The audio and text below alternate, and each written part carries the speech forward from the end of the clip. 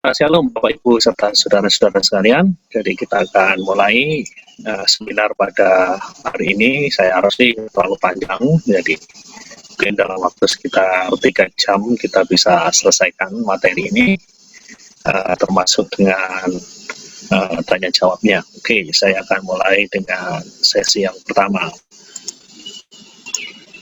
Hari ini kita akan berbicara mengenai hal yang terkait dengan pengajaran yang terkait dengan akhir zaman.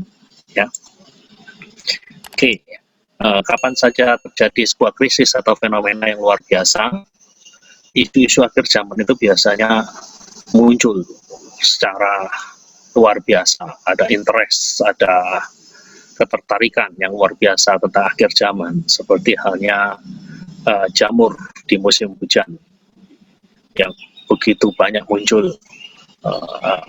Jadi kalau kita perhatikan contohnya pada dekade 1970-an ada krisis nuklir mengakibatkan adanya perang dingin di antara blok timur dan blok barat, dan itu memuncak dalam bentuk perlombaan senjata nuklir. Dan hal ini kemudian memicu timbulnya ketertarikan yang luar biasa dari manusia terhadap akhir zaman. Nah ini yang kita lihat pada tahun-tahun 70-an lah. Pada tahun-tahun 70-an itu terjadi persaingan yang cukup ketat di dalam perlombaan senjata nuklir Amerika dan Soviet waktu itu, dan ini menimbulkan kekhawatiran bahwa dunia akan hancur berkeping-keping oleh karena perang nuklir. Jadi disitulah kemudian muncul berbagai macam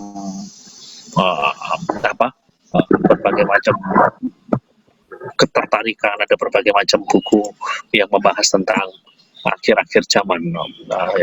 Kita lihat pada 70-an ada sebuah buku yang cukup berpengaruh ketika saya masih remaja, sebuah buku yang berjudul Planet Bumi pada Akhir Zaman, yang ditulis oleh Hal Lindsey. Kemudian kita lihat menjelang berakhirnya milenium kedua, ada isu yang disebut dengan Y2K. Isu yang disebut dengan Y2K itu adalah isu yang terkait bahwa suatu hari nanti komputer itu akan mengalami crash, akan mengalami gangguan, akan mengalami kekacauan yang luar biasa yang akan mengakibatkan apa yang disebut dengan the end of the world atau akhir dari dunia. Nah, kemudian kita lihat bahwa menjelang berakhirnya milenium yang kedua tahun 99 menuju ke tahun 2000 itu ada demam akhir zaman, di mana-mana ada banyak seminar-seminar akhir zaman, di mana-mana ada banyak orang-orang yang meramalkan bahwa berakhirnya milenium kedua juga akan menjadi akhir dari dunia. Jadi kita melihat hal-hal seperti itu. Kemudian pada tahun 2001 ketika terjadi petaka di New York, jadi ada beberapa pesawat yang dibajak oleh teroris Al-Qaeda dan kemudian menabrakkan pesawat tersebut di dua menara kembar yang ada di New York, dan itu menimbulkan kegemparan yang sangat luar biasa, menimbulkan kegoncangan di seluruh dunia, merubah cara orang melakukan traveling di dalam pesawat. Jika sebelumnya orang-orang diperbolehkan untuk membawa air, semenjak terjadinya 9/11 atau peristiwa 11 September itu, orang-orang tidak boleh lagi untuk membawa air seperti pada masa-masa sebelumnya. Berubah cara orang membawa traveling, cara orang bepergian itu berubah semenjak 9/11. 9/11 juga bukan hanya menyebabkan perilaku orang berubah, namun juga menyebabkan ketertarikan yang luar biasa terhadap akhir zaman. Jadi banyak ramalan-ramalan yang kemudian mengkaitkan 9/11 ini dengan tanda-tanda kesudahan zaman. Seminar-seminar akhir zaman juga muncul di sana dan di sini pada waktu itu, seperti jamur di musim hujan. Kemudian kita lihat pada tahun 2012 terjadi hal yang sama, yang dipicu dengan ramalan dari suku Maya. Ramalan dari suku Maya meramalkan bahwa tahun 2012 akan menjadi sebuah era baru, dan sebelum era baru itu dimulai akan terjadi sesuatu yang luar biasa di dunia seperti kiamat dan hal ini kemudian dibuat menjadi lebih populer lagi dengan munculnya sebuah film Hollywood yang berjudul 2012 yang juga menimbulkan kegemparan dan kehebohan bukan hanya di kalangan orang-orang Kristen namun juga di kalangan orang-orang Islam. Saudara-saudara sekalian, kemudian tahun 2016 dengan munculnya apa yang kita sebut dengan Brexit, Inggris keluar dari masyarakat ekonomi Eropa juga menjadi pemicu munculnya berbagai macam isu-isu akhir zaman. Dari banyak diskusi-diskusi akhir zaman muncul banyak seminar-seminar akhir zaman dibuat di gereja-gereja untuk meresponi apa yang terjadi dengan keluarnya Inggris dari masyarakat ekonomi Eropa. Dan tentu saja yang masa kini yang baru saja terjadi, yang boleh dikatakan kita baru saja memperingati setahun masuknya coronavirus di Indonesia. Kita lihat coronavirus dengan dampak yang luar biasa sehingga menimbulkan apa yang disebut dengan nama pandemi. Pandemi itu berarti terjadi penyebaran penyakit yang ruang lingkupnya bukan saja terjadi di dalam satu daerah atau satu wilayah atau satu region, namun pandemi itu berbicara mengenai penyebaran virus ke seluruh dunia, dan ini yang menimbulkan kehebohan. Hari ini dunia masih berjuang untuk dapat menaklukkan coronavirus ini.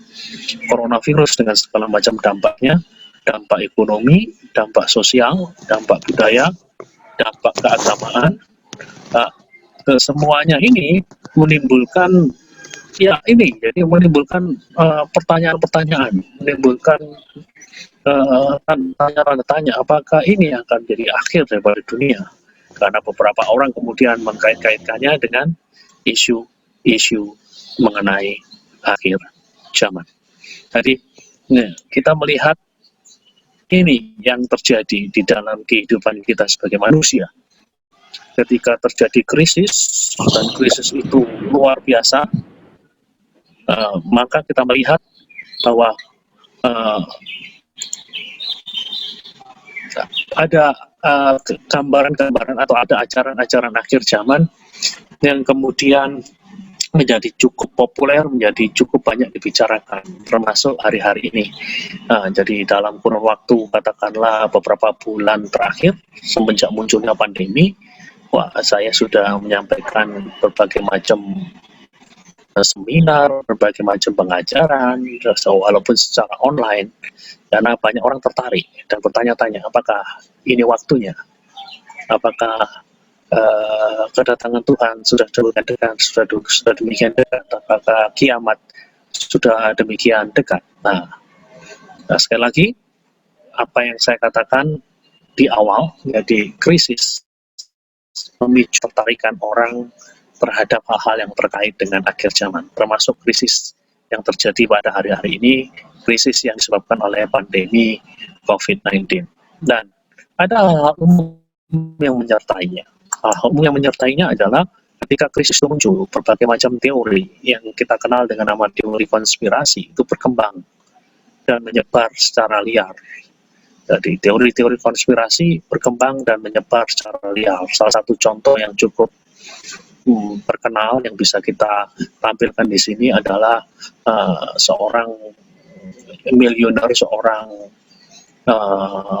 hartawan, seorang yang sangat kaya yang namanya Bill Gates dikaitkan dengan penyebaran daripada virus yang disebut dengan nama COVID-19 ini. Dan konon dengan menyebarnya virus ini nanti akan ada vaksin, dan melalui vaksin ini katanya Bill Gates akan menggunakan semacam microchip yang mungkin cukup dikenal di kalangan orang-orang Kristen Pentakosta, Kristen Injili, yang mengkaitkannya dengan sebuah teks yang terdapat di dalam Wahyu pasal 13, yaitu hal yang terkait dengan tanda di lengan dan tanda di dahi. Jadi ini hal-hal yang kita jumpai. Jadi berbagai macam teori-teori muncul, berbagai macam teori-teori yang dikaitkan dengan konspirasi muncul di mana-mana, muncul dalam bentuk YouTube, muncul dalam bentuk muncul melalui WA dan lain sebagainya. Nah, selain itu ada muncul yang disebut dengan nama peramal-peramal hari kiamat atau date setter. Jadi ketika krisis itu muncul, ketika hal-hal yang luar biasa ini muncul di dunia ini, biasanya kemudian muncul orang-orang yang meramalkan hari kiamat, tanggal dan waktunya, kadang-kadang mereka dengan eksplisit, dengan jelas menyatakannya. Nah, dan kemudian yang ketiga, yang tidak kalah pentingnya adalah keingintahuan dan sekaligus kebingungan di antara jemaat-jemaat Tuhan untuk memahami teologi eskatologi Kristen itu umumnya meningkat. Jadi ketika krisis itu muncul dengan berbagai macam hal yang menyertainya, dengan berbagai macam dampak yang terjadi, baik di dalam sosio, budaya, ekonomi, keagamaan, maka orang-orang atau jemaat-jemaat Tuhan, hamba-hamba Tuhan ingin tahu dan pada saat yang sama juga bingung, nggak tahu harus berbicara apa, nggak tahu harus menjelaskan apa kepada jemaat-jemaatnya. Nah, ini yang biasanya terjadi, sehingga muncul permintaan-permintaan di sana-sini, supaya ada pencerahan, supaya ada seminar-seminar seperti ini, sehingga kita sebagai hamba-hamba Tuhan, kita sebagai pemimpin-pemimpin gereja, kita sebagai pelayan-pelayan Tuhan, dapat memberikan respon yang selayaknya. Nah, itu yang ketiga. Nah, bagaimana sikap kita ketika kita harus berhadapan dengan isu semacam ini, dengan berbagai macam informasi yang hari-hari ini dengan mudah didapatkan karena Anda punya cellphone atau Anda punya HP, Anda punya laptop, Anda bisa akses informasi di mana saja, kapan saja, dan Anda bisa melihat bagaimana informasi-informasi itu bisa mudah didapatkan dari berbagai macam informasi yang muncul itu, bagaimana kita bersikap. Nah, disinilah kita perlu pedoman untuk bersikap. Pedoman untuk bersikap ini bukan hanya penting bagi para pemimpin jemaat, tetapi juga penting untuk jemaat-jemaat Tuhan. Yang pertama adalah kita harus menjadi being people of truth in the world of fake news. Itu artinya kita harus menjadi orang yang menegakkan kebenaran di dalam dunia yang diwarnai dengan berita-berita palsu, ya, berita-berita bohong. Jadi itu yang harus kita lakukan. Jadi hal yang pertama yang sebagai pedoman adalah bahwa kita harus menjadi manusia yang bersedia menegakkan kebenaran di tengah-tengah dunia yang diwarnai dengan kabar-kabar bohong. Disinilah kemudian kita dituntut untuk menggunakan apa yang disebut dengan common sense. Kita dituntut untuk menggunakan akal sehat, dan kemudian kita harus memiliki keinginan, istilahnya discernment, keinginan untuk melakukan pengujian. Melakukan pengujian itu artinya kita tidak boleh menerima begitu saja semua informasi yang masuk, ditelan, dan kemudian dimuntahkan lagi. Dimuntahkan lagi di sini saya menggunakan bahasa kiasan. Ditelan maksudnya Anda terima informasi itu dan kemudian dimuntahkan lagi, maksudnya dikirimkan, disebarluaskan kepada orang-orang yang lain tanpa adanya penilaian, tanpa adanya pengujian. Jadi untuk menjadi manusia yang menegakkan kebenaran di dalam dunia yang diwarnai dengan kepalsuan ini, kita harus menggunakan akal sehat.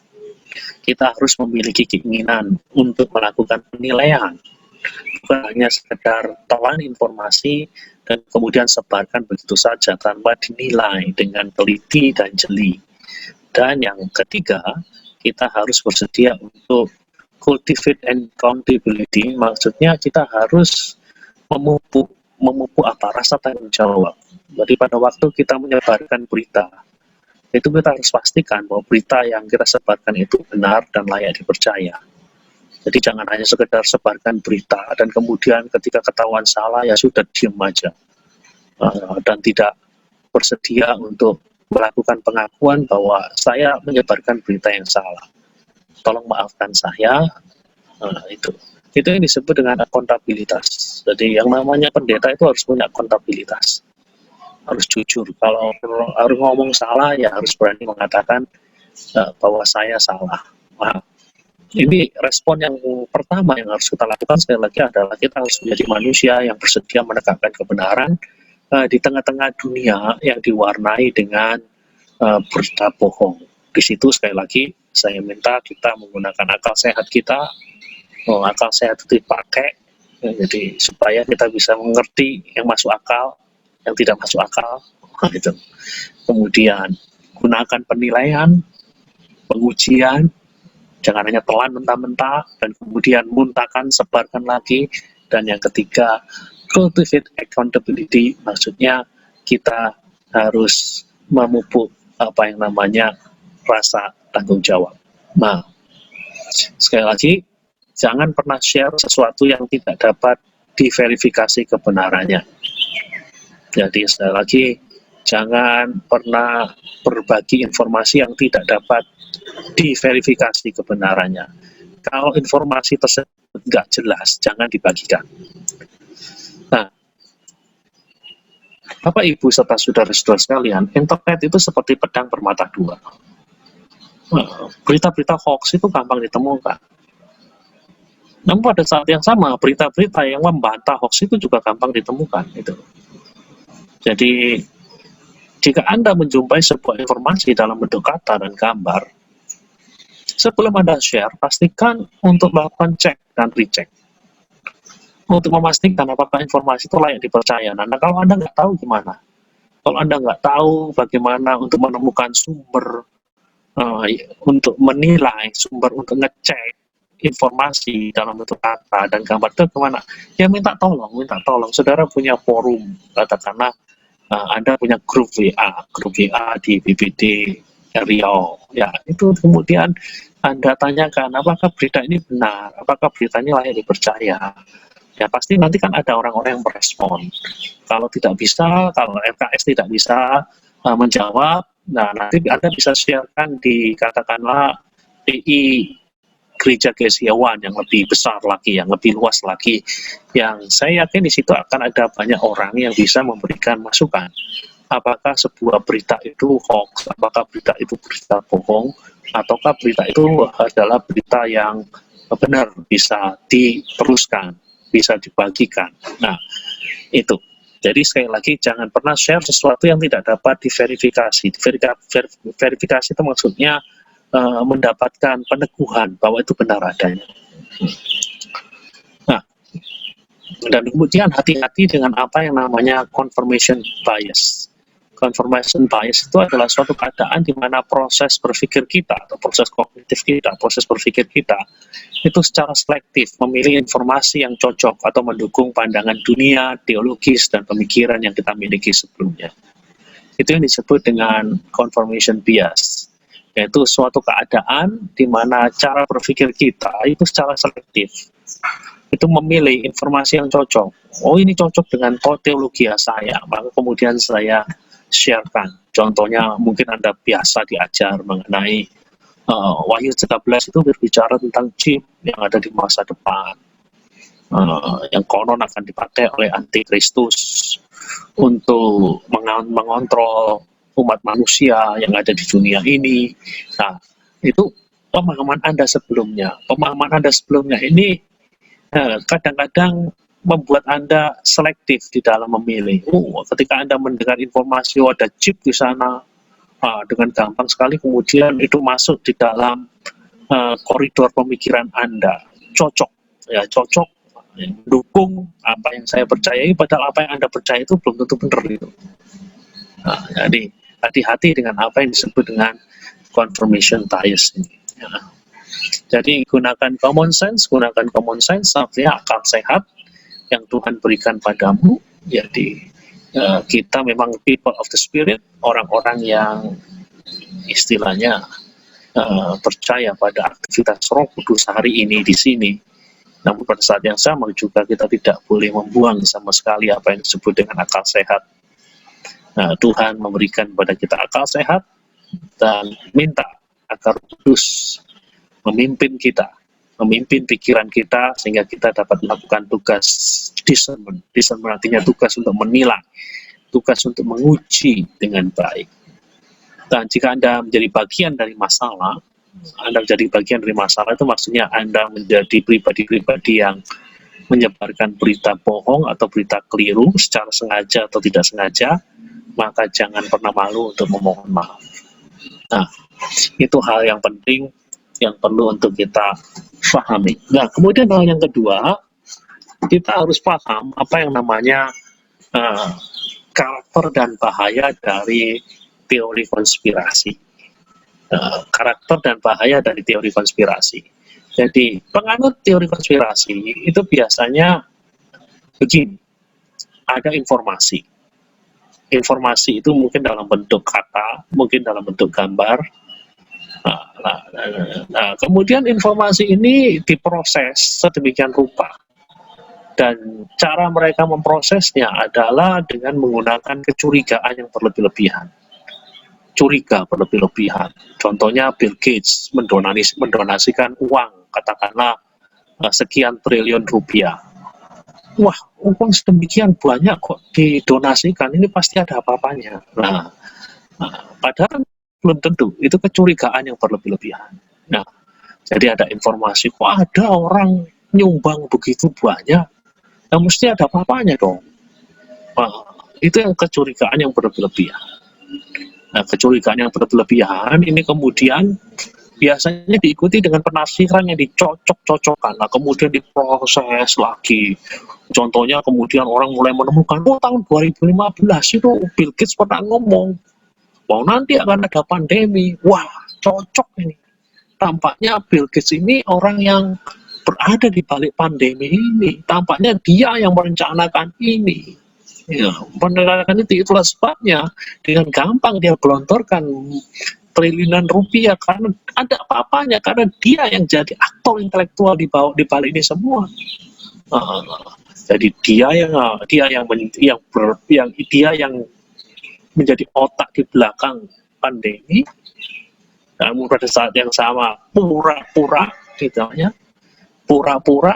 melakukan sesuatu yang baik yang tujuannya pada akhirnya membawa keuntungan bagi dirinya sendiri, yang pada akhirnya dapat istilahnya menolong dia untuk mewujudkan tujuan-tujuannya. Nah, ini yang disebut dengan penafsiran yang dicocok-cocokkan.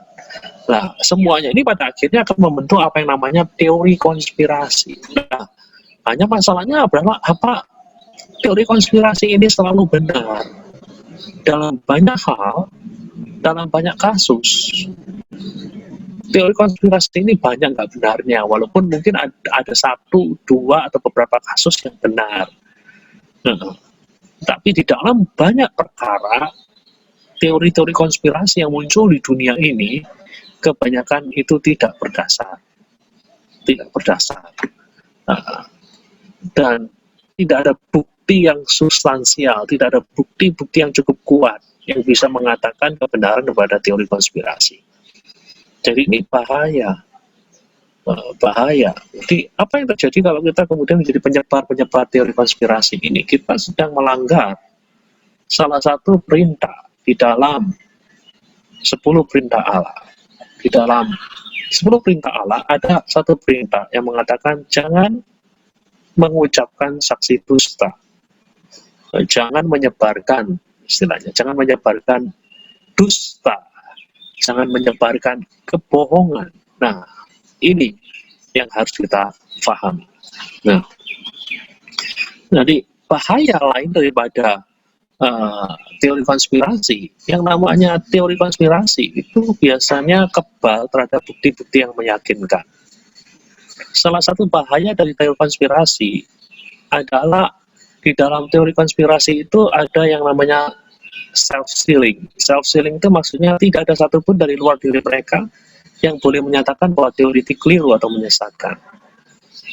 Jadi ada pendeta yang mengajarkan bahwa Bill Gates itu adalah pribadi yang terlibat di dalam pandemi ini dan sekaligus jadi pribadi yang terlibat nantinya katakanlah akan menciptakan sesuatu yang bisa dimasukkan di dalam vaksin, dan sesuatu tersebut dapat digunakan untuk memonitor dan nantinya dapat digunakan untuk mengendalikan seluruh umat manusia di muka bumi. Kalau kemudian ditanyakan buktinya, kebanyakan dari antara mereka tidak bisa memberikan bukti-bukti yang masuk akal, bukti-bukti yang meyakinkan. Tetapi kalau mereka disalahkan, kalau mereka diminta pertanggungjawabannya, mereka menyatakan bahwa mereka benar. Mereka benar. Artinya apa? Kalau ada bukti yang menyatakan bahwa mereka salah, mereka dengan gampang menyatakan bahwa para konspirator lah yang menciptakan hal itu sedemikian rupa sehingga teori mereka kelihatan keliru. Dan sebaliknya kalau mereka dimintai bukti yang meyakinkan namun mereka tidak sanggup menyediakan, maka dengan gampang mereka mengatakan bahwa para konspirator lah yang membuat bukti-bukti mereka tidak ada. Nah, ini. Jadi ini kita kalau bertemu dengan orang-orang ini, kita akan bertemu dengan orang-orang yang super keras kepala. Kalau kita tanya buktinya mana, mereka mengatakan kami tidak punya bukti. Loh, kenapa kamu yang tidak punya bukti berani mengatakan demikian? Mereka akan mengatakan, nah bukti-buktinya sudah disembunyikan. Disembunyikan. Nah, gitu. Nah, ini kan repot kalau kita ngomong dengan orang-orang yang semacam ini. Mana buktinya? Kalau kamu mengatakan bahwa hal itu adalah benar, mereka akan mengatakan kami tidak punya bukti. Loh, kamu tidak punya bukti, kamu percaya? Nah, itu. Nah, kemudian mereka akan mengatakan, ya karena bukti-bukti itu disembunyikan oleh para pengikut daripada ini teori yang sedang kami ungkap ini loh. Ini kan repot.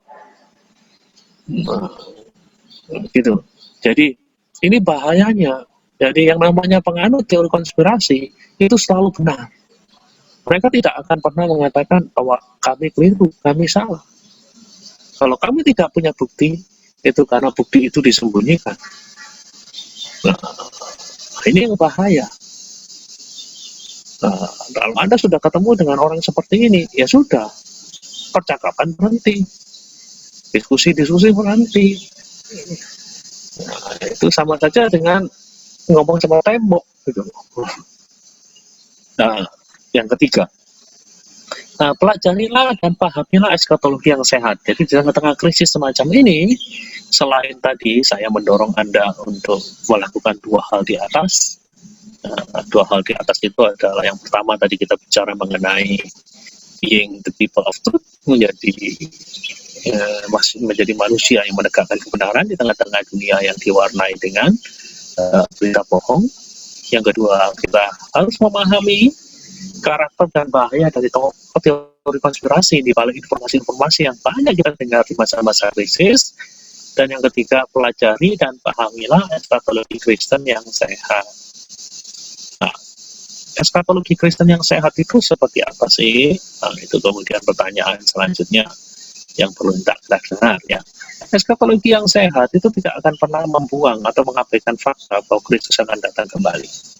Nah, dari eskatologi yang sehat itu tidak akan pernah membuang atau mengabaikan fakta bahwa Kristus akan datang kembali. Nah, itu eskatologi yang sehat. Jadi mereka percaya, kita percaya bahwa Kristus akan datang kembali, cepat atau lambat. Dia akan datang di atas dunia ini untuk memulai sebuah era baru, untuk memulai sebuah zaman baru. Ya, yang kedua, eskatologi Kristen yang sehat itu tidak akan pernah menerima segala bentuk ramalan yang menentukan kapan dan di mana Yesus akan datang kembali. Jadi eskatologi Kristen yang sehat tidak akan pernah menerima segala bentuk ramalan yang menentukan kapan dan di mana Yesus akan datang kembali. Jadi sekali lagi, kita percaya bahwa Kristus pasti akan datang kembali. Namun pertanyaannya kapan? Nah, di sini eskatologi Kristen yang sehat tidak akan apa? tidak akan pernah tidak akan pernah tidak akan pernah menyatakan bahwa kapan walaupun Kristus akan datang kembali, Kristus itu tidak akan datang kapan, tapi masalah hari dan waktunya. Nah, eskatologi Kristen yang sehat selalu percaya bahwa waktu kedatangan Kristus itu adalah sebuah misteri seperti yang tertulis di dalam Matius 24 ayat 36. Tapi tentang hari dan saat itu tidak seorang pun yang tahu, malaikat-malaikat di surga tidak, anak pun tidak, hanya Bapa sendiri yang tahu. Itu yang tertulis dalam Matius 24 ayat 36. Dan secara konsisten dipertahankan di dalam Perjanjian Baru. Di dalam Kisah Para Rasul 1 ayat 7 dikatakan, engkau tidak boleh mengetahui masa dan waktu yang ditetapkan Bapa sendiri menurut kuasanya. Jadi waktu kedatangan Tuhan dalam pemahaman penulis-penulis Perjanjian Baru adalah sebuah misteri yang hanya diketahui oleh Yang Maha Kuasa, oleh Bapa secara khusus. 1 Tesalonika 5 ayat 2, Rasul Paulus juga menggarisbawahi, karena kamu sendiri tahu benar-benar bahwa hari Tuhan datang seperti pencuri pada malam. Jadi kita lihat Matius, Lukas, dan Paulus punya pemahaman yang sama. Kristus akan datang kembali, tetapi mengenai waktunya, kapannya itu hanya Bapa yang tahu. Nah, jadi kita tidak mengikuti jalan yang pernah ditempuh oleh seorang pendeta yang namanya Agapin Sibuea, yang dengan berani mengatakan bahwa Kristus akan datang di sebuah tempat tertentu pada suatu waktu tertentu. Dan ini yang kemudian menimbulkan masalah besar, yang menimbulkan gejolak, yang menimbulkan hal-hal yang tidak baik bagi kekristenan pada waktu itu. Agapin akhirnya kemudian ditangkap dan harus melewatkan beberapa waktu lamanya di penjara oleh karena menimbulkan kehebohan, oleh karena apa yang terjadi di Balai Endah Bandung pada bulan November tahun 2003. Ada di mana dia mengumpulkan orang-orang dari berbagai macam daerah di Indonesia, kemudian dia mempercayai bahwa pada bulan November itu Kristus akan datang, namun kenyataannya Kristus sudah datang pada hari yang dikatakan oleh pendeta Agapin. Oke, yang ketiga, eskatologi Kristen yang sehat akan selalu meneguhkan pemahaman bahwa kedatangan Yesus itu sifat imanen. Jadi eskatologi Kristen yang sehat meneguhkan pemahaman bahwa kedatangan Kristus itu imanen. Imanen itu maksudnya apa? Imanen itu maksudnya segera. Jadi walaupun waktunya kita tidak tahu secara pasti, tetapi waktunya itu difahami oleh orang-orang percaya di sepanjang sejarah kekristenan itu imanen. Imanen artinya segera.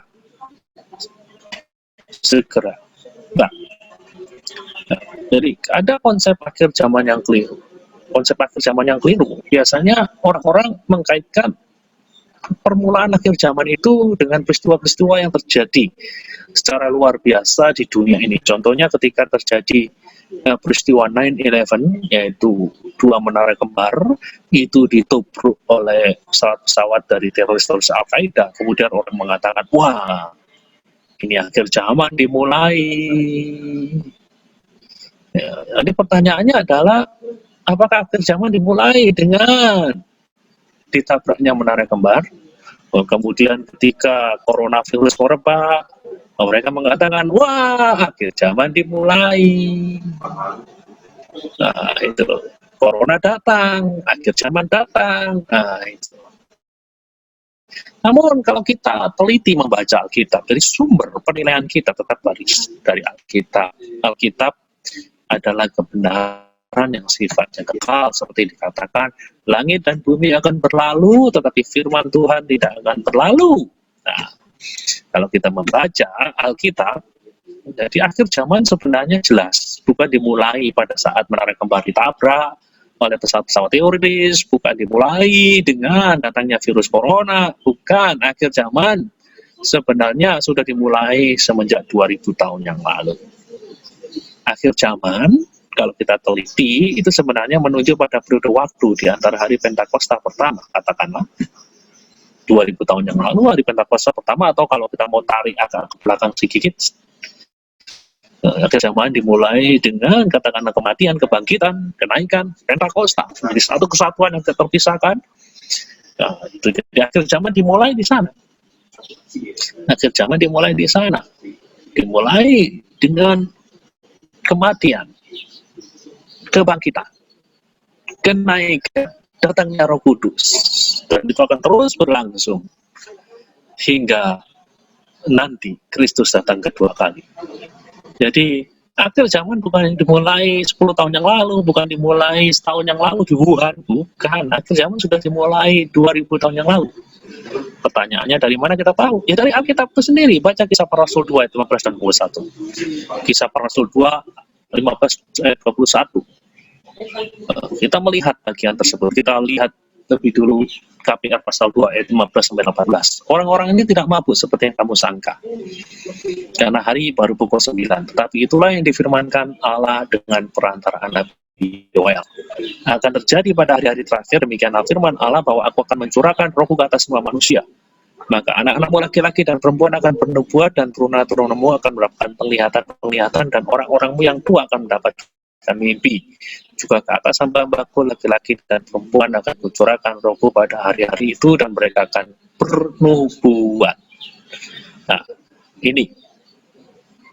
Nah, setelah lihat KPR pasal 2, itu berbicara mengenai peristiwa yang terjadi di Yerusalem 2000 tahun yang lalu ketika Roh Kudus turun, murid-murid berbicara dalam bahasa roh, dan disalahpahami oleh orang-orang yang menyaksikan itu. Mereka dianggap sebagai orang-orang mabuk. Dan apa yang kita baca, KPR pasal 2 ayat 15 sampai 18 merupakan respon dari Petrus. Petrus mengatakan orangnya nggak mabuk. Ketika kami berbicara dalam bahasa roh, kami tidak mabuk. Ini baru pukul 9 pagi, mana ada orang mabuk jam 9?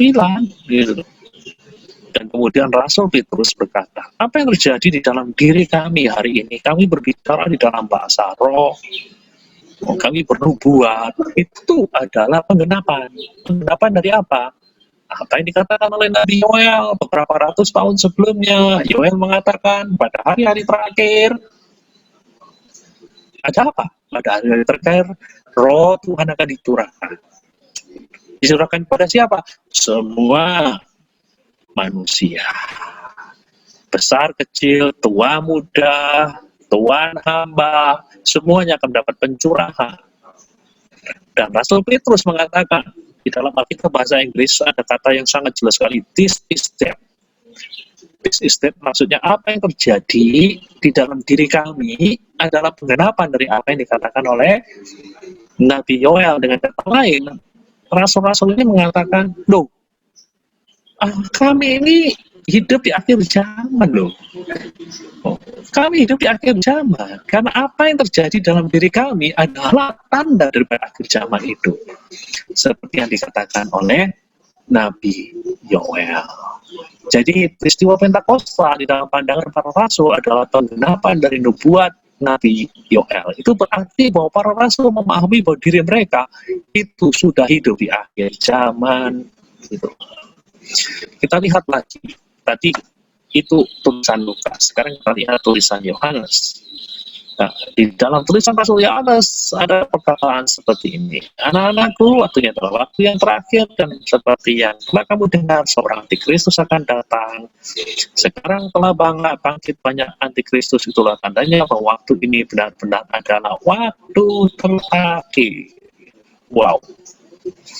Yohanes mengatakan, waktu ini adalah waktu yang terakhir. Terjemahan dalam bahasa Yunani, waktu ini adalah jam terakhir. Jadi Yohanes memahami bahwa dirinya dan komunitas kepada siapa yang menuliskan surat 1 Yohanes itu adalah komunitas yang hidup di jam terakhir dari zaman. Jadi saudara lihat, Rasul Yohanes memahami bahwa diri mereka 2000 tahun yang lalu itu sudah hidup di akhir zaman. Kita sudah ketemu dua orang di dalam perjanjian baru yang ngomong seperti itu. Sekarang kita lihat yang ketiga, Rasul Paulus dalam Roma 13 ayat 11 dan 12 mengatakan, hal ini harus kamu lakukan karena kamu mengetahui keadaan waktu sekarang, yaitu bahwa saatnya telah tiba bagi kamu untuk bangun dari tidur, sebab sekarang keselamatan sudah lebih dekat bagi kita daripada waktu kita menjadi percaya. Hari sudah jauh malam, telah hampir siang. Sebab itu marilah kita menanggalkan perbuatan-perbuatan kegelapan dan mengenakan perlengkapan senjata terang. Perhatikan, Rasul Paulus mengatakan keselamatan sudah lebih dekat, hari sudah jauh malam. Perhatikan, sebab sekarang Rasul Paulus menunjuk apa? Waktu di mana dia menulis surat Roma. Sekarang keselamatan sudah lebih dekat. Hari sudah jauh malam, telah hampir siang. Itu artinya apa? Sebagaimana Yohanes dan Lukas, Paulus juga menyadari bahwa dirinya hidup di ujung zaman. Di ujung zaman ini Rasul Paulus gambarkan sudah jauh malam. Ibarat malam yang akan segera berakhir dan digantikan dengan fajar baru, hari baru. Rasul Paulus memahami bahwa dirinya hidup di sebuah zaman yang sudah larut malam. Sebentar lagi zaman ini selesai dan akan ada zaman baru. Jadi ketika Paulus mengatakan hari sudah jauh malam, dia mengatakan seolah-olah dia mengatakan kita ini sudah hidup di akhir zaman loh. Sebentar lagi zaman baru akan muncul. Ibarat fajar pagi yang mengusir malam yang gelap gulita. Sudah lihat, ada Yohanes, ada Lukas, ada Paulus yang berbicara mengenai bahwa diri mereka sedang hidup di akhir zaman. Masih kurang puas, kita lihat satu lagi penulis di dalam perjanjian baru. Penulis surat Ibrani mengatakan setelah pada zaman dahulu Allah berulang kali dan dalam berbagai cara berbicara kepada nenek moyang kita dengan perantara nabi-nabi, maka pada zaman akhir ini yang telah berbicara kepada kita dengan perantaraan anaknya yang telah dia tetapkan, yang berhak menerima segala yang ada. Oleh dia Allah telah menjadikan alam semesta. So, lihat, zaman akhir, penulis surat Ibrani mengatakan pada zaman akhir ia telah berbicara kepada kita dengan perantaraan anaknya. Jadi kedatangan Kristus yang pertama, ya, termasuk di dalamnya ada kematian, kebangkitan, dan kenaikannya, turunnya Roh Kudus difahami sebagai datangnya apa yang disebut dengan akhir zaman. Jadi akhir zaman, saudara-saudara sekalian, itu tidak dimulai katakanlah 10 tahun yang lalu atau dimulai setahun yang lalu di Wuhan. Akhir zaman itu telah dimulai katakanlah semenjak kematian, kebangkitan Kristus 2000 tahun yang lalu. Dan akhir zaman ini akan terus berlangsung sampai mencapai titik klimaksnya dengan kedatangan Kristus kali yang kedua. Jadi sekali lagi, kita hari-hari ini hidup di akhir zaman. Yes. Martin Luther yang hidup 500 tahun yang lalu hidup di akhir zaman. Yes. Tertullianus yang hidup pada abad ketiga 1800 tahun yang lalu hidup di akhir zaman. Yes.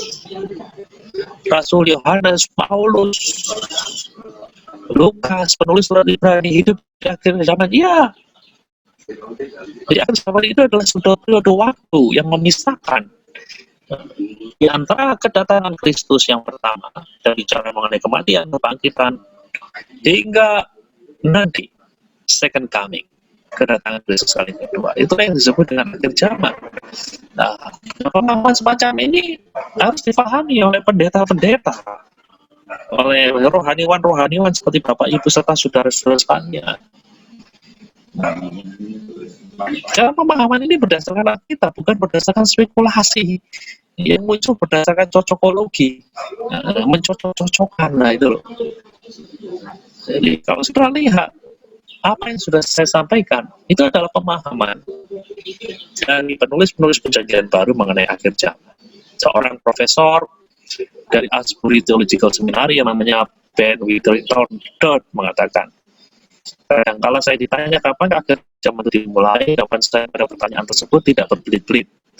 Sama seperti semua penulis pertanyaan baru akan menjawab kalau ditanya pertanyaan seperti ini, jawaban saya adalah akhir zaman dimulai dengan kebangkitan Yesus. Iya. Jadi ini jawaban yang paling kita tidak. Ini jawaban yang paling tepat, jawaban yang paling akurat yang tidak bisa dibantah oleh siapa. Jadi jelaslah di sudut pandang penulis-penulis perjanjian baru, Anda dan saya yang hidup di antara minggu Paskah pertama dan parusia saat kedatangan Kristus kalian itu hidup di akhir zaman. Jadi siapapun yang ini semuanya hidup di akhir zaman ini. Dari semenjak Yesus naik ke surga, semenjak dia bangkit, hingga nanti dia akan datang kali yang kedua. Nah, kita hidup di akhir zaman itu.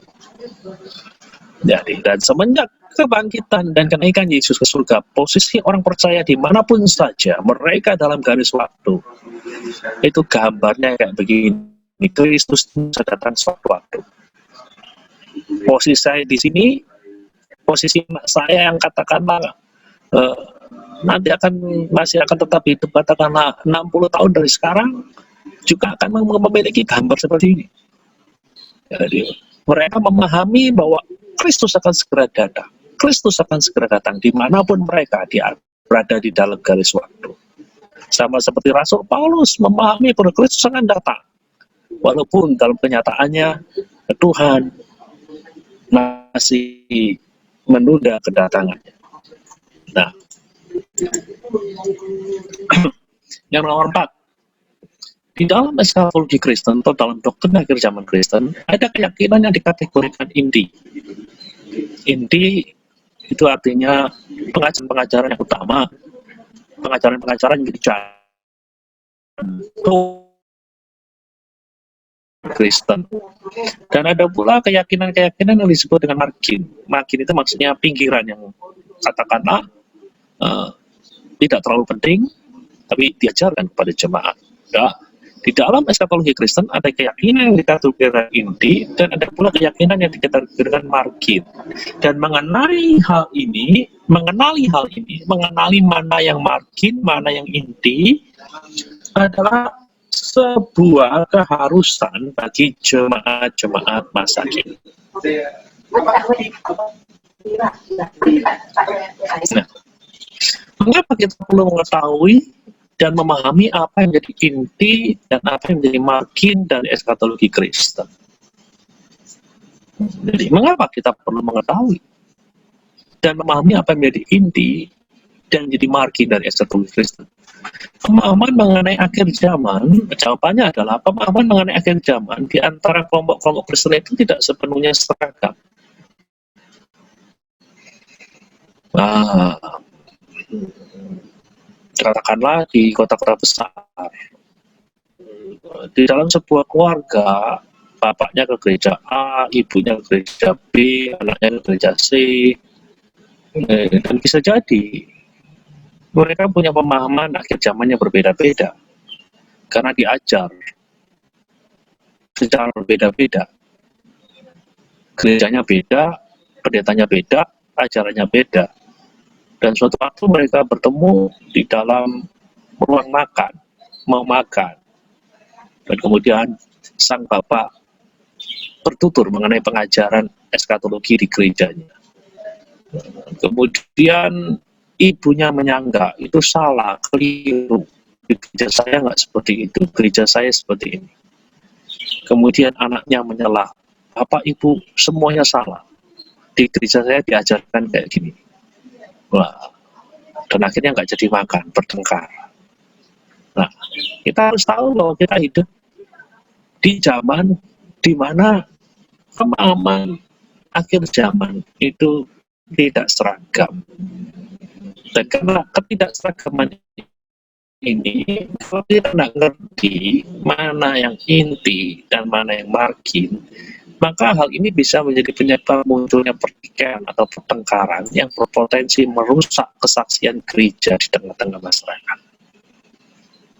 Yesus pernah berdoa, ya Bapa, biarlah mereka menjadi satu seperti aku dan engkau adalah satu.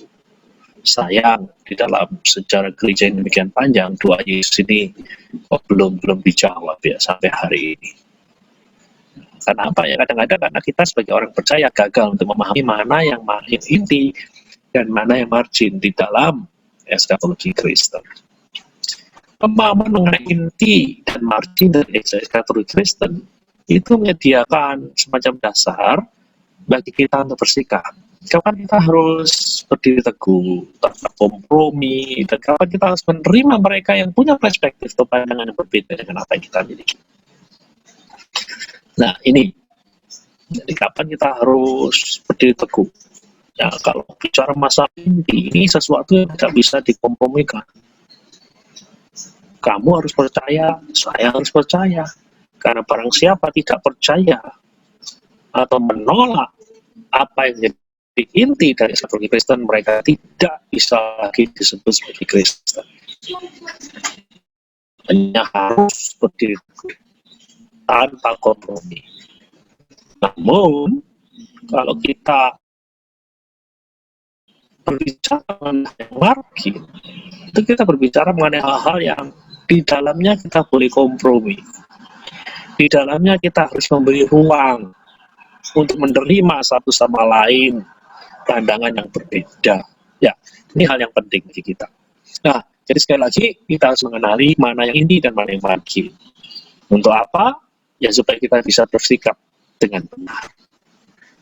Yang inti harus dipegang, harus dipertahankan, kalau perlu dipaksakan. Sedangkan yang margin itu boleh berbeda.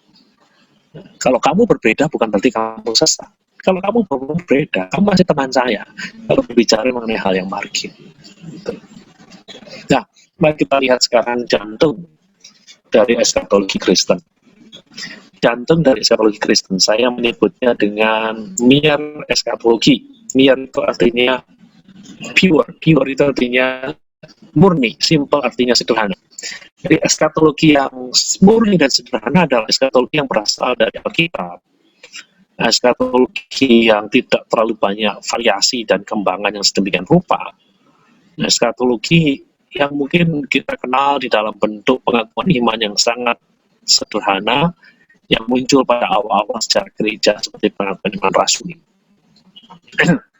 Kalau Anda mengacu akrab dengan pengakuan iman rasuli, di sana pengakuan rasuli berkata hampir diterima secara universal oleh seluruh gereja-gereja yang benar di dunia. Ya, di dalam pengakuan iman rasuli ada beberapa poin yang menggambarkan jantung daripada eskatologi Kristen. Poin-poin tersebut adalah seperti kedatangan Kristus kali yang kedua, itu adalah sebuah kepastian, dan kedatangan Kristus kali yang kedua itu sifatnya fisikal. Jadi fisikal maksudnya Kristus akan datang dengan tubuh, bukan hanya datang seperti hantu. Nah, jadi kedatangan Kristus kali yang kedua secara fisik, kemudian kebangkitan tubuh yang akan dialami oleh orang mati, dan penghakiman terakhir atas umat manusia. Itu adalah beberapa gambaran dari apa yang kita sebut dengan mere eskatologi. Ya. Kemudian keadaan kekal, kita percaya ada yang namanya eternal state. Orang percaya akan mengalami kehidupan kekal di langit dan bumi yang baru, orang tidak percaya akan mengalami keadaan kekal di dalam neraka, dan kemudian keyakinan akan adanya langit dan bumi yang baru. Dan 5 poin ini, kedatangan Kristus yang kedua, kebangkitan tubuh, penghakiman terakhir, keadaan kekal, dan langit dan bumi yang baru, ini yang menjadi inti daripada eskatologi Kristen. Jadi siapapun yang percaya akan pemahaman semacam ini harus dianggap sebagai saudara di dalam Kristus. Nah, bagaimana dengan yang margin? Nah, yang margin ini adalah hal-hal yang masih jadi kontroversi dan topik debat yang berkepanjangan. Contohnya apa? Contohnya gagasan kerajaan 1000 tahun. Kerajaan 1000 tahunnya antara gereja satu dan gereja lain beda-beda. Ada yang mengatakan Kristus akan datang sebelum kerajaan 1000 tahun. Karena sebelum maka disebut dengan nama pra-milenium. Ada yang mengatakan, oh enggak, Kristus datangnya sesudah kerajaan 1000 tahun. Maka karena sesudah, para penganutnya disebut dengan nama post-millennialism. Nah, kemudian ada yang lain mengatakan, enggak ada yang namanya kerajaan 1000 tahun. 1000 tahun itu hanya sekedar simbol. Simbol dari sebuah zaman. Zaman yang ditandai dengan kedatangan Kristus kali yang pertama dan kedatangan Kristus kali yang kedua. Masa antara di antara kedatangan pertama dan kedatangan yang kedua itulah yang disimbolkan dengan nama kerajaan 1000 tahun. Karena mereka menolak gagasan kerajaan 1000 tahun sebagai suatu peristiwa yang terjadi secara harafiah, maka pandangan mereka disebut dengan amilenialisme. Tidak ada yang namanya kerajaan 1000 tahun di masa depan secara harafiah.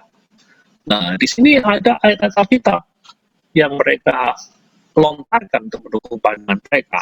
Pre-mil punya, post-mil punya, amil punya. Sekali lagi kita harus memahami ini sebagai isu margin. Isu margin. Jadi, kalau saya pre-mil, teman saya post-mil, bukan berarti teman saya itu sesat. Kita hanya berbeda pandangan. Kalau saya punya seorang teman yang amil dan saya pre-mil, saya tidak bisa mengatakan teman saya yang amil itu sebagai seorang yang sesat. Karena mereka punya dasar untuk mempercayai pandangan mereka. Ada ayat-ayat Alkitab yang mendukungnya. Demikian juga dengan saya, mereka tidak bisa mengatakan bahwa saya sesat gara-gara saya pre-mil, karena ada ayat-ayat yang bisa saya tampilkan. Jadi gambaran detail-detail di dalam Alkitab mengenai masa yang akan datang itu tidak terlalu jelas, sehingga pada akhirnya ada pandangan-pandangan yang berbeda. Tapi yang pasti Kristus akan datang kembali. Itu jantungnya dan waktunya berbeda-beda, bentuknya berbeda-beda mengenai masa depan. Itulah ini mengenai waktu, bentuknya kayak apa. Itu yang disebut dengan margin. Margin maksudnya berada di pinggiran, bukan jantung dari eskatologi Kristen itu sendiri. Nah, contoh yang lain lagi, gagasan pengangkatan jemaat. Ada yang percaya pengangkatan jemaat itu akan terjadi sebelum masa kesusahan besar. Maka disebut dengan nama pengajaran pre-tribulasi. Pre artinya sebelum tribulasi, penganiayaan atau kesusahan besar. Nah, kalau orang mempercayai jemaat akan diangkat sebelum kesusahan besar disebut dengan pre-tribulasi. Tapi ada juga yang mengatakan enggak seperti itu. Kita akan melewati masa tribulasi, masa penganiayaan. Pengangkatan akan terjadi sesudah masa penganiayaan besar. Orang-orang yang mengatakan itu disebut dengan nama post-tribulasi. Dari kata post artinya sesudah. Kemudian ada yang nggak terima kedua-duanya. Anda salah, yang pre salah, yang post salah, yang paling benar ya tengah-tengahnya, yang mid. Jadi kita hanya akan mengalami separuh dari masa tribulasi. Di separuh dari masa tribulasi itu kita akan diangkat. Pandangan semacam ini disebut dengan tribulasi. Mana yang benar? Masing-masing mengklaim benar semua, karena ada ayat-ayat yang mereka tampilkan. Jadi sekali lagi, kalau kita berbicara masalah pramil, postmil, amil, itu kita bicara masalah margin. Demikian juga kalau kita bicara masalah pre-trip, mid-trip, post-trip, itu kita berbicara mengenai masalah yang sifatnya marginal. Marginal itu tidak terlalu penting. Maksudnya kita boleh berkompromi. Jadi kalau kita berbeda di sini nggak masalah. Kamu masih adalah temanku. Kamu tidak bisa dikatakan sesat. Nah, itu. Jadi ini hal yang penting yang perlu kita pahami. Nah, kalau kita sudah ngerti mana yang inti, mana yang margin, kita jadi bijak bersikap. Oh, kalau ada katakanlah orang yang ngomong masalah ini dan Anda tidak sepakat, ya nggak usah bertengkar. Itu kan masalah perbedaan pandangan. Nah, tapi kalau ada orang yang ngajarin, oh Kristus itu tidak akan datang kembali, nggak ada yang namanya kebangkitan tubuh lah. Orang ini perlu dikoreksi. Perlu dimuridkan kembali. Nah, itu. Yang kelima, eskatologi Kristen itu menolak mencampur adukan Injil kerajaan yang kekal dengan sentimen-sentimen nasionalistik tertentu. Nah, eskatologi Kristen menolak mencampur adukan Injil yang kekal dengan sentimen-sentimen nasionalistik tertentu. Jika Anda perhatikan, banyak skenario akhir zaman itu memberi tempat yang istimewa baik kepada Israel dan Amerika Serikat. Sementara bangsa-bangsa lain yang cenderung melawan ideologi Israel dan Amerika dianggap sekutu setan. Gitu. Nah, begini Ibu saudara-saudara sekalian, kita percaya bahwa Allah punya rencana khusus atas Israel. Namun bukan berarti kalau kemudian bahwa kita harus mempercayai gagasan right or wrong, yang penting Israel itu. Benar atau salah, saya akan dukung Israel. Nah, itu suatu pemahaman yang keliru. Gitu. Suatu pemahaman yang keliru. Kalau kita lihat sikap Allah sendiri jelas mengenai hal tersebut. Israel adalah bangsa pilihan. Namun kalau Israel salah, ya Israel juga harus siap untuk menerima hukuman. Buktinya apa?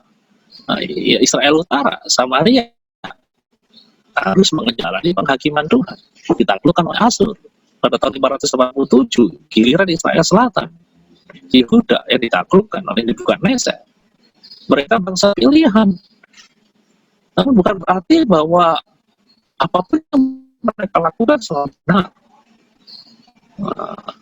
Tidak. Kalau salah ya dikatakan salah, kalau benar ya dikatakan benar. Jadi jangan sampai kita menjadi istilahnya penganut Sionisme yang kebablasan, ultra Sionisme.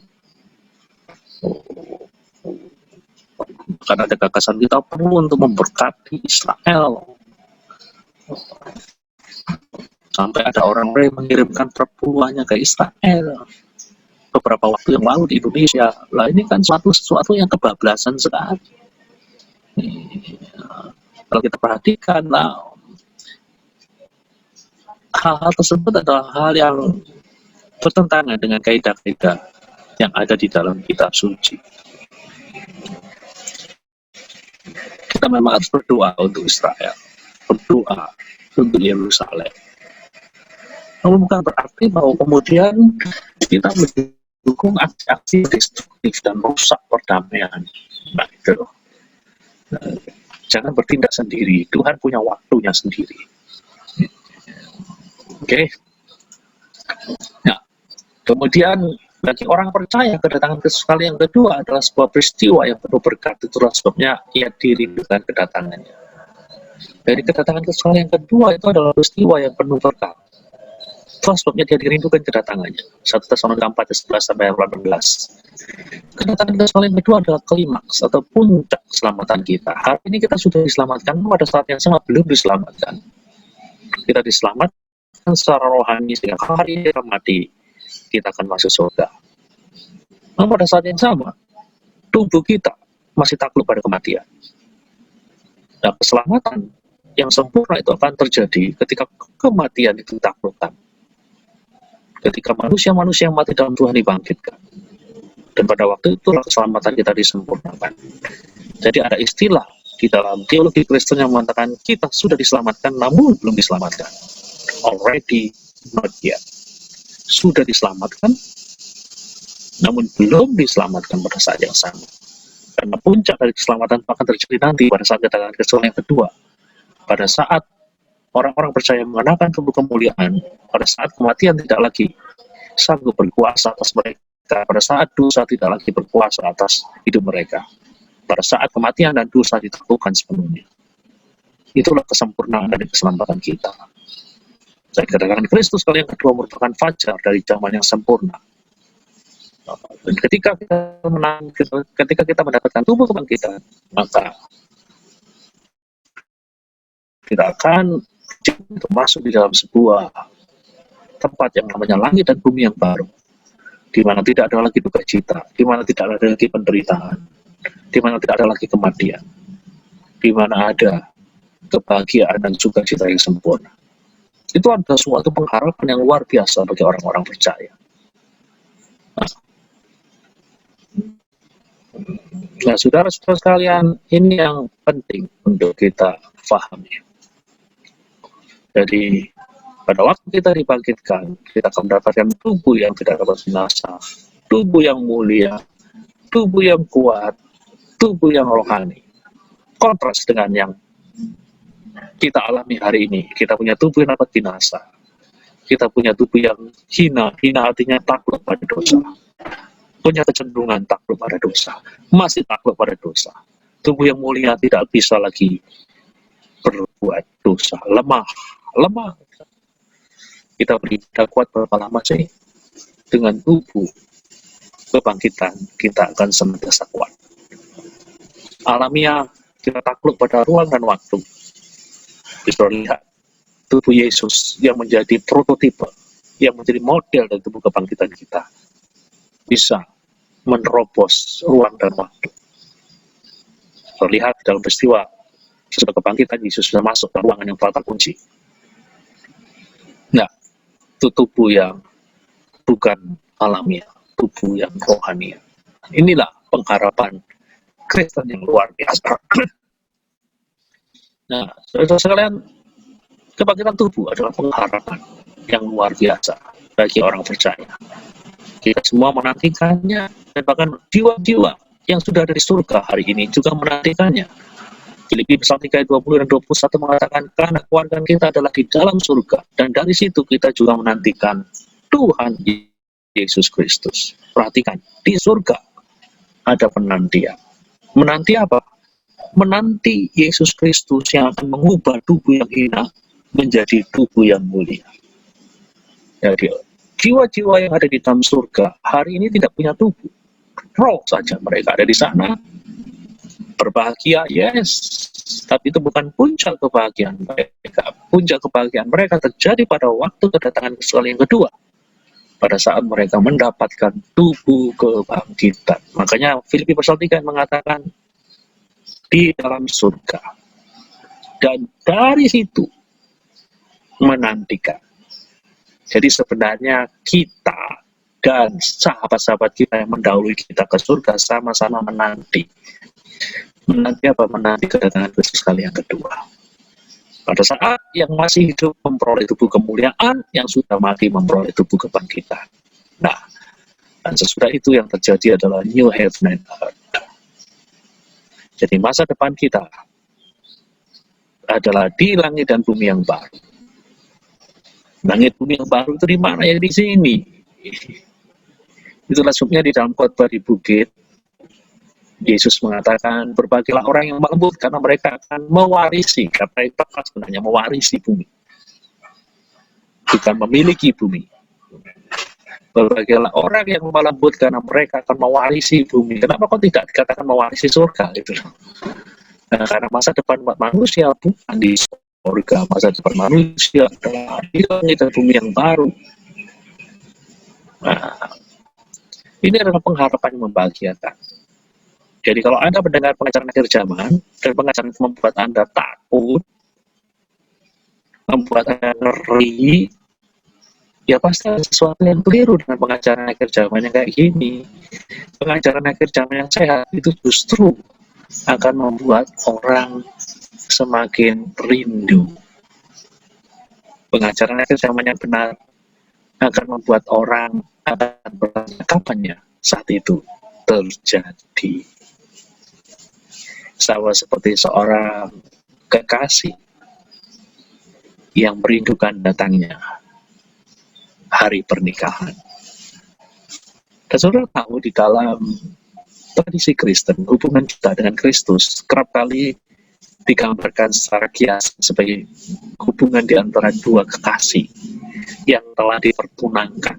Gereja digambarkan sebagai mempelai wanita yang dipertunangkan dengan Kristus, dan kita sedang menanti saat di mana perkawinan anak domba itu terjadi, perkawinan domba itu terjadi pada saat Kristus datang kembali. Ya, seharusnya sama seperti seorang kekasih yang merindukan, nggak tambah takut loh. Masa ada orang yang terlibat di dalam cinta kasih, katakanlah dua orang yang bertunangan terlibat dalam cinta kasih, dan mereka berbicara mengenai hari pernikahan, nggak mungkin yang terlibat dalam cinta kasih ini akan berkata, wah lebih baik nanti dulu, diperpanjang dulu, ditunda dulu. Nggak mungkin seperti itu. seorang yang benar-benar mengasihi satu sama lain pasti akan berkata, kapan ya waktu itu akan terjadi. Aku ingin segera memasuki waktu itu.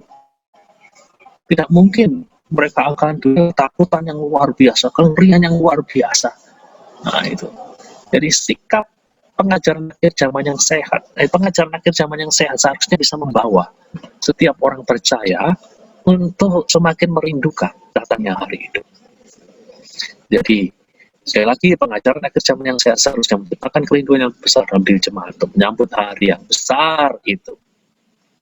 Nah, sekarang di bagian akhir, yang praktikal, bagaimana saya seharusnya dalam menghadapi soal krisis yang terjadi di dunia ini, baik yang terjadi hari ini, atau jika Tuhan memberi kepada kita waktu yang lebih panjang di masa depan, mengalami krisis-krisis yang semacam ini di masa depan, bagaimana seharusnya? Saya memberi Anda 3 step yang disingkat dengan 3R. R yang pertama, readiness, siap.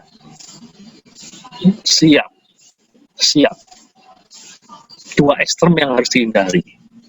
Lack of urgency, tidak peduli dengan kedatangan Tuhan. Udah nggak pusing lagi dengan kedatangan Tuhan. Dengan kata mengatakan, wah kedatangan Tuhan itu sudah kerap kali dibicarakan sejak saya kecil. Dari kecil sampai sekarang salah terus, gak usah ngurusin kedatangan Tuhan. Itu bohong, mitos. Ya. Jadi sudah, gak usah banyak bicara mengenai kedatangan Tuhan. Ini juga salah. Nah, gitu. Kemudian yang berikutnya yang juga salahnya, yang tadi itu ekstrim kanan, yang ini ekstrim kiri, over urgency, terlalu peduli dengan kedatangan Tuhan, kemudian terlalu terobsesi dengan kedatangan Tuhan sampai akhirnya segala sesuatu ditinggalkan, seperti yang terjadi di peristiwa Pondok Nabi. Kerja ditinggalkan, sekolah berhenti sekolah, sudah mau nikah batalkan. Karena apa? Kristus sudah terus gak usah nikah, gak usah sekolah, nggak usah kerja, yang penting sekarang itu doa, puasa. Nah, itu over urgency, itu juga nggak boleh juga, harus ada keseimbangan yang baik gitu. Nah, jadi sikap yang seimbang adalah sikap yang mungkin bisa kita teladani dari Martin Luther. Kalau Martin Luther ditanya, kalau Yesus datang esok pagi, apa yang akan kamu lakukan? Luther mengatakan, saya tetap akan menanam pohon apelku, gitu. Dengan kata lain, ya Kristus datang kapan saja, saya siap untuk menyambutnya. Dan pada saat yang sama, saya akan melakukan apa yang menjadi tugas dan kewajiban saya, yang harus saya tunaikan. Jadi yang sekolah ya tetap sekolah, namun dengan kesiapan secara rohani. Yang kerja ya tetap kerja, besok ya tetap kerja, namun kesiapan secara rohani. Yang melayani sebagai pendeta juga harus melayani dengan baik, sebab ya dengan kesiapan secara rohani. Kalaupun Kristus datang esok pagi dan saya esok pagi akan khotbah, saya akan siapkan khotbah saya hari ini sebaik mungkin itu. Nah, ini yang penting. Jadi itu readiness, kesiapan. Yang kedua, responsibility. Responsibility itu maksudnya kita menjalankan tanggung jawab kita. Apa tanggung jawab kita? Memberitakan Injil Kerajaan. Apa yang lain lagi? Menggunakan talenta yang kita punya. Dan kemudian melayani mereka-mereka yang termarginalkan. Ini yang harus kita lakukan. Sudah lihat, Anda baca di dalam Matius 24. Matius 24 itu banyak berbicara mengenai akhir zaman.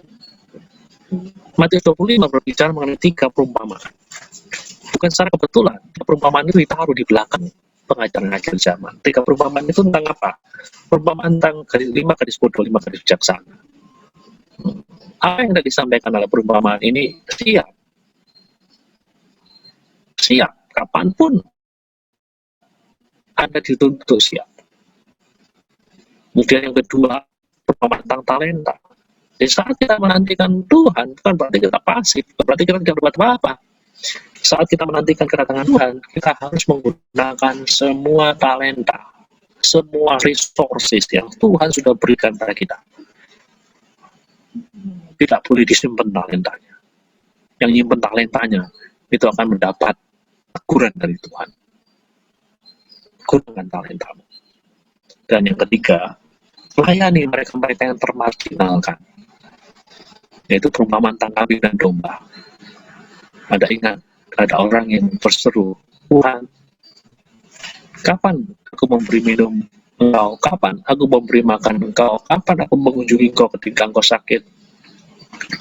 Jawab Yesus, apapun yang kamu lakukan untuk yang terkecil atau yang paling sederhana, engkau sebenarnya sudah melakukannya untuk aku. Ketika aku lapar, kau beri aku makan. Ketika aku haus, memberi aku minum. Ketika aku telanjang, kau beri aku pakaian. Ketika aku di penjara, kau mengunjungi aku. Nah,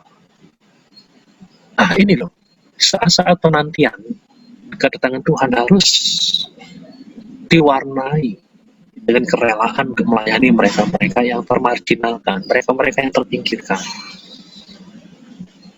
Jangan sampai kita sebagai pendeta itu hanya mau melayani orang-orang yang cukup, orang-orang yang kaya, orang-orang yang berpengaruh. Jangan. Orang-orang yang berpengaruh, orang-orang yang kaya kita istimewakan. Jangan. Kalau kita lihat di dalam kitab Injil, kalau tidak ingin melihat wajah Yesus itu ada di dalam diri orang-orang yang terpinggirkan, di dalam diri orang-orang yang ditinggalkan. Jadi saya ingatkan Anda untuk melayani mereka-mereka yang sederhana. Jadi jangan hanya terbuai dengan sebuah pelayanan yang besar. Jangan. Justru ketika kita melayani orang-orang yang sederhana, kita sedang menunaikan tanggung jawab kita pada saat kita menanti kedatangannya. Ya. Dan yang ketiga, rest, ketenangan. Kita perlu ketenangan. Tenang. Jangan bingung. Ketika badai krisis datang, tenang. Nah, inilah 3 hal yang penting untuk kita lakukan ketika kita menanti kedatangan Kristus.